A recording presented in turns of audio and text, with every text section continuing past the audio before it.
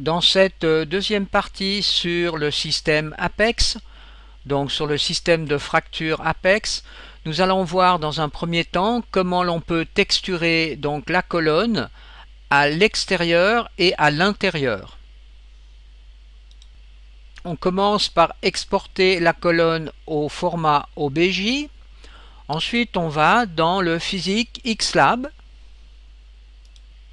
Ensuite, commencez dans le programme donc à faire un File New et ensuite importe 3D Mesh et vous importez votre colonne au format OBJ. Alors ici, on constate déjà une première chose, c'est qu'il n'y a aucune texture sur la colonne. Alors pour cela, il suffit simplement d'aller à cet endroit et de faire Load Texture. Et je choisis donc une texture au format soit BMP, soit TGA, et avec un format de préférence de 512 par 512 ou 1024 par 1024 pour que ce soit compatible aussi avec le moteur de UDK. Ensuite, si je vais dans la partie graphique, je vois ici donc la matière que je viens d'importer. Alors cette matière, je peux l'appliquer sur la colonne en cliquant à cet endroit. Je fais ensuite la même chose avec la matière qui sera donc à l'intérieur des blocs. Alors j'utilise ce type de matière. Et ceci va être appliqué donc à l'intérieur des blocs. Alors vous choisissez ici le nom de cette texture qui se trouve là. Alors je vais fracturer donc cette colonne avec une nouvelle méthode, une méthode qui s'appelle Voronoi. Alors je clique sur cette icône, je vais dans Tool et je peux faire déjà fracture. Et voilà, j'ai déjà une première tentative de fracture. Alors là, on voit que l'on a beaucoup d'éléments. Alors on peut diminuer ce nombre d'éléments en jouant sur le paramètre qui se trouve ici. Alors je vais mettre par exemple 50 éléments et je relance fracture. Et là voilà, j'ai fracturé avec moins de composants. Alors maintenant, pour obtenir une texture correcte à l'intérieur, donc des blocs, eh bien je retourne dans Graphique et je peux jouer ici sur l'échelle de la texture en mettant par exemple à cet endroit 50 et peut-être 50. Voilà, on obtient disons quelque chose de beaucoup plus réaliste. Alors avant d'exporter donc notre colonne pour le moteur de UDK, on va faire une simulation dans la partie simulation du logiciel. Vous appuyez donc sur la touche F12 du clavier. Et ici, bon, on met par exemple une gravité de 100, on fait une première tentative. On peut, vous voyez, aussi réinitialiser en appuyant sur la touche F12. Mettons maintenant par exemple 900.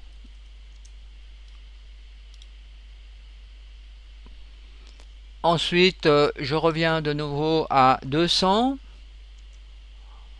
Ensuite, ici, vous voyez, c'est la force de frappe. Alors, si je mets seulement 100, voilà, donc j'obtiens différentes simulations.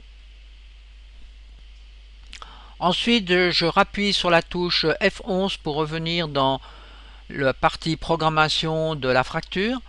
Et je vais ici et je fais File, Export Asset. Et là, je vais donner un nom à cet asset. Donc j'ai choisi le nom de colonne Voronoi, donc la méthode que j'ai utilisée, et je fais enregistrer. Ensuite, dans l'éditeur de UDK, je choisis donc Mi Package Apex que j'avais créé précédemment. Je fais Import et je vais importer donc la colonne Voronoi qui se trouve ici. Ensuite, je garde ceci par défaut et je fais OK. Donc voilà notre colonne. Maintenant, il me faut préparer les matières que je vais utiliser pour cette colonne. Alors, première chose, je vais importer donc une texture brique et la texture du mur intérieur.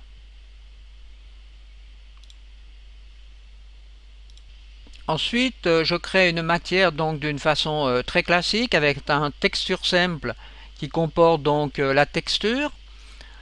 Et ici, dans le preview matériel, eh bien, il faut faire attention à une chose, et ceci est important.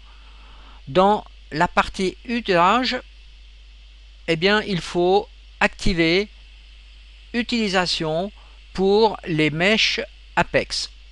Il faut donc activer cette variable.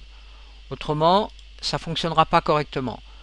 Donc vous faites ça pour les deux textures, donc matériel mur intérieur et matériel brique. Alors ensuite, je clique deux fois sur la colonne Voronoi pour ouvrir les propriétés de cet asset. Ensuite, je développe cette partie si ce n'est pas déjà fait. Et là, on retrouve la matière externe et la matière interne. Donc, je choisis brique Apex ici, matériel que j'attribue donc à la matière externe. Donc là, on voit tout de suite le résultat. Et pour la matière des blocs à l'intérieur, ça sera sur la deuxième matière qui est ici. Alors, déposons maintenant notre colonne dans la map. Ensuite, je clique sur la colonne pour aussi ouvrir les propriétés de cette colonne. Et je vais dans la partie Lightning et je fais Cast Dynamic Shadow pour voir apparaître les ombres au sol.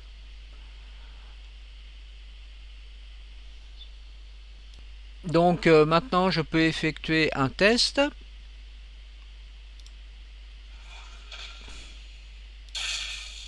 Voilà, on a donc notre colonne qui est correctement texturée.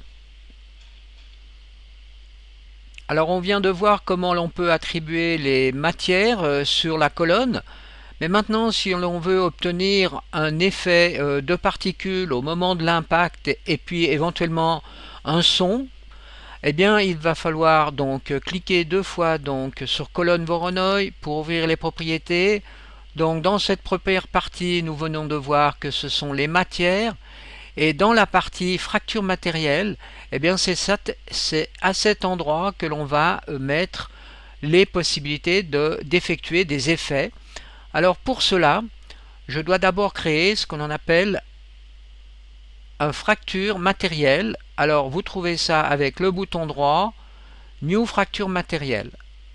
Ensuite, eh bien, vous cliquez donc deux fois sur cette icône, fracture matérielle, et là vous voyez, vous retrouvez donc ici, dans un premier cas ici,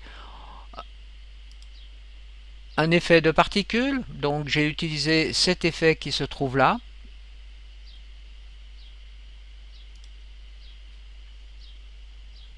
Et ici, j'ai choisi un son qui est ce son-là.